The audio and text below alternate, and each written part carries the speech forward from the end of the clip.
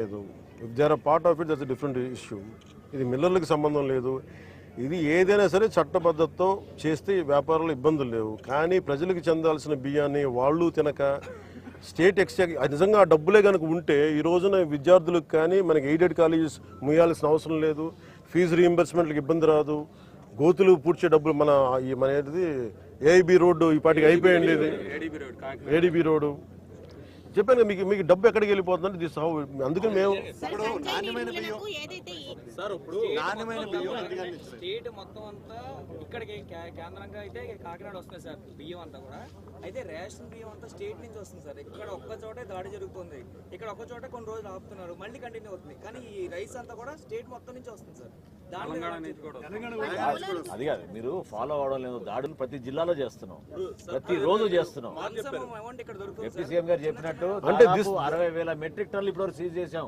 గతంలో ఎప్పుడు లేదు ఇటువంటి కార్యక్రమం. This has become a hub for export. మరి ఎక్కడి నుంచి మేజర్ తెలంగాణలో చేసినా కానీ మీరు అన్నట్టుగా తెలంగాణకి సీపోర్ట్ ఏం లేదు కదా, ఇక్కడికి రావాలి కదా.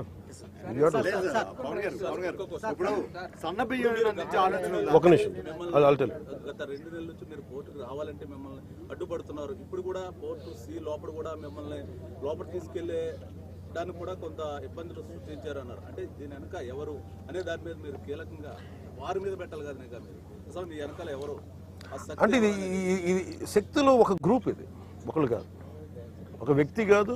అదే సార్ ఇది ఎలా ఇది నాకు తెలియదు అంటున్నాను.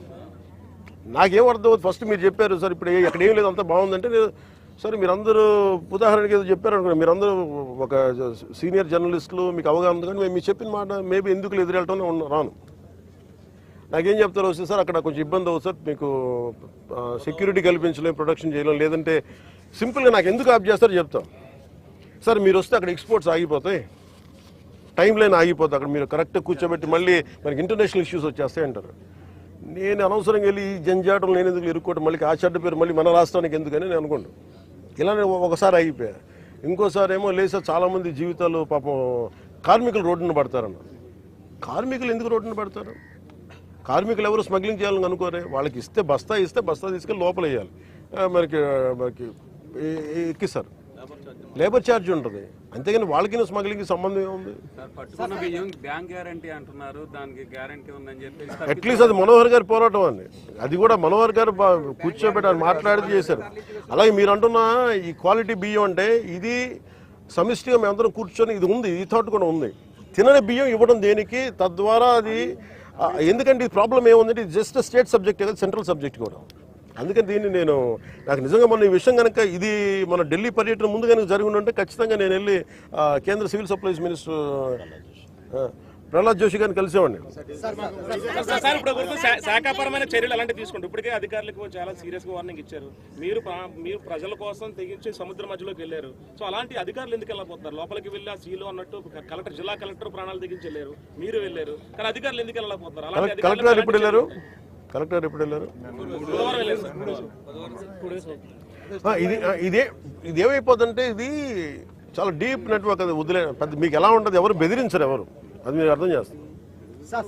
ఒక నిమిషం, ఎవరు కూర్చొని దీన్ని మీరు రావద్దు వస్తే అలా ఏం చెప్పరు సార్. అలా వస్తే సార్ కొంచెం ఇబ్బందులు ఉంటాయి సార్. ఇక్కడ పాపం కార్మికులు నలిగిపోతారు సార్. మనం ఒకసారి ఏమో కార్మికులు నలిగిపోతారు సార్. అక్కడ గోడౌన్ పాపం ఈ అన్ని ఇది క్లియర్ రైస్ సార్, ప్రాబ్లం లేని రైస్ సార్. పాపం వాళ్ళు ఇబ్బంది పడతారు సార్, ఎక్స్పోర్టర్స్ ఇబ్బంది పడతారు. కానీ ఇంత లాట్లో దొరికినప్పుడు మటుకు sir it is repeated offenders ఉన్నారు. ఇంక దీన్ని ఇంకా బలమైన చర్యలు తీసుకోవాలి అని చెప్పి పక్కన ఉన్న తొండంగి మండలం ఉంది. దానికి సంబంధించి అరవిందోకి సంబంధించి 12 గ్రామాల ప్రజలంతా కూడా మధ్యగారు మొత్తం కాలుష్య బారిన పడతారని చెప్పేసి సంవత్సరం నుంచి ఇబ్బంది పడతారు. గతంలో మీరు కూడా మాట ఇచ్చారని చెప్పేసి మొన్న ఈ మధ్యన నిరాహార దీక్ష చేస్తూ పవన్ కళ్యాణ్ గారు వచ్చే వరకు మీకు దీక్ష విరమించం, దాంతోపాటు ప్రాణాలన్నా కోల్పోతాం, ఆయనకు రావాలని చెప్పేసి మీరు విజిట్ చేసే అవకాశం మీరు పిఠాపూర్లో కూడా మాట్లాడుతారు. నేను మాట్లాడాను, అది నా దృష్టిలో ఉంది సార్. చెప్పండి సార్. ఒక్క నిమిషం సార్. కోర్టుకు సంబంధించి మనం నాణ్యానికి ఉపయోగపెట్టి వస్తున్నాం. స్మగ్లింగ్ వాస్తవంగా చూసుకుంటే శ్రీలంక ఆర్థిక సంక్షోభంలో ఉన్నప్పుడు అక్కడ ప్రజలు ఆకర్షించడానికి కేంద్ర ప్రభుత్వం ఇక్కడి నుంచి రైస్ ఎక్స్పోర్ట్ చేస్తుంది. ఆ రైస్ ఎక్స్పోర్ట్ కూడా పయ్యావుల కేశవ్ గారు విజయంగా స్వయంగా ఇక్కడి నుంచి ఎక్స్పోర్ట్ చేశారు. కొన్ని లక్షల మెట్రిక్ టన్నులు ఫ్రీగా కాకినాడ పోర్ట్ నుంచే వెళ్ళింది. కరోనా సమయంలో కూడా అత్యధికంగా అన్ని పోర్టులు మూతపడినప్పుడు కూడా కాకినాడ పోర్ట్ నుంచి ఎక్స్పోర్ట్ అయ్యింది.